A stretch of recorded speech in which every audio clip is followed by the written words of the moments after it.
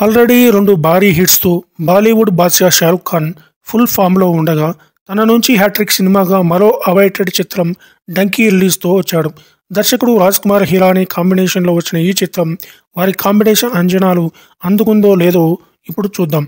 ఇక కథలోకి వెళ్తే పంజాబ్ లుల్టూ ప్రాంతానికి చెందిన మను, తాప్సీ, బుగ్గు విక్రమ్ కొచ్చర్, అలాగే బాలి అనిల్ గ్రోవర్ ముగ్గురు కూడా లండన్లో సెటిల్ అయిన భారతీయులు. కానీ వారు తిరిగి తమ దేశానికి వెళ్ళడానికి అర్హులు కాదు. అయితే ఒకరోజు మను హార్డీ షారుఖ్ ఖాన్కి కాల్ చేసి దుబాయ్లో కలుద్దామని చెప్తుంది. మరి ఈ నలుగురికి ఉన్న పరిచయం ఎలా అయింది? నిజానికి లండన్లో సెటిల్ అవుదామని హార్డీతో ప్లాన్ చేసుకుంటారు. కానీ వారితో తాను ఎందుకు లేడు? వీరి జర్నీలో సుఖీ, విక్కీ కౌశల్ పాత్ర ఎలా ఉంటుంది?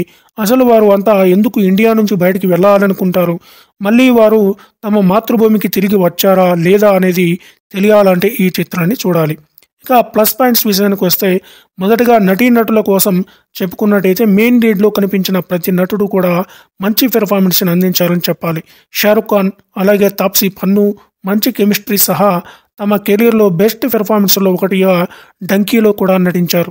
అలాగే వారిద్దరి మధ్య కనిపించే సున్నితమైన ప్రేమ కథ కూడా కదిలిస్తుంది. ఇంకా వారి మధ్య ఎమోషన్స్ కూడా చాలా బాగున్నాయి. ఇక వారితో పాటుగా విక్రమ్ కోచర్, అనిల్ గ్రోవర్లు కూడా తమ రోల్స్లో మంచి నటన కనబరిచారు. ఇక వీరితో పాటుగా బొమ్మన్ ఇరానీ తదితరులు కూడా మంచి నటన కనబరిచారు. ఇక వీరితో పాటుగా మరో మెయిన్ హైలైట్ విక్కీ కౌశల్ అని చెప్పాలి. తాను లిమిటెడ్గానే కనిపించిన తన రోల్ మాత్రం చాలా ప్రభావవంతంగా అనిపిస్తుంది. తన పాత్రని చాలా న్యాచురల్గా పండించాడు. తనపై హిరానీ డిజైన్ చేసిన ఎమోషనల్ బ్లాక్ కూడా ఇంప్రెస్ చేస్తుంది. ఇక సినిమాలో కొన్ని హిలేరియస్ సీన్స్ ఎంటర్టైన్ చేస్తాయి. అలాగే సెకండ్ హాఫ్లో ఎమోషన్స్, కొన్ని ట్విస్టులు, క్లైమాక్స్ కూడా ఆకట్టుకుంటాయి. వీటితో పాటుగా దర్శకుడు ఇచ్చిన చిన్నపాటి మెసేజ్ కూడా బాగుంది. ఇక మైనస్ పాయింట్స్ విషయానికి వస్తే జనరల్గా రాజ్‌కుమార్ హిరానీ సినిమాల కోసం తెలిసిన వారు అంటే ఒక అంచనాలు పెట్టుకొని సినిమా చూస్తారు. వారికైతే ఈ చిత్రం పూర్తి స్థాయిలో మెప్పించకపోవచ్చు. మెయిన్ లైన్లకి వెళ్ళడానికి చాలా సమయం హిరానీ తీసుకున్నారు. అంతకు ముందు ఉన్న నరేషన్, కొన్ని కామెడీ సీన్స్ బాగున్నాయి. కానీ ఓవరాల్గా మాత్రం ఓ రేంజ్లో అనిపించవు. అలాగే కథనం కూడా కొత్తగా అనిపించదు.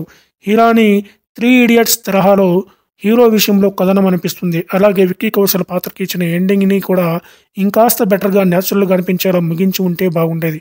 అంతేకాకుండా షారుఖ్ ఖాన్ యంగ్ లుక్లో కొన్ని చోట్ల సహజత్వం లోపించింది. ఇలా కొన్ని చోట్ల టెక్నికల్ ఎర్రర్స్ కనిపిస్తాయి.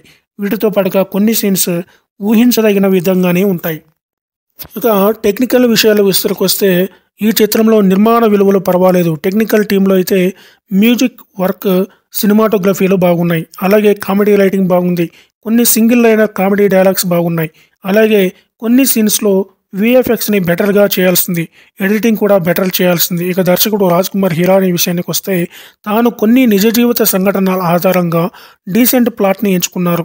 అలాగే దాన్ని బాగానే హ్యాండిల్ చేశారు. కానీ తన మార్క్ ఎమోషన్స్లోకి తీసుకెళ్లడానికి మాత్రం సమయం తీసుకున్నారు. దీంతో నరేషన్ కొంచెం డల్గా అనిపిస్తుంది. అలాగే నరేషన్ని కూడా రెగ్యులర్గానే నడిపించారు.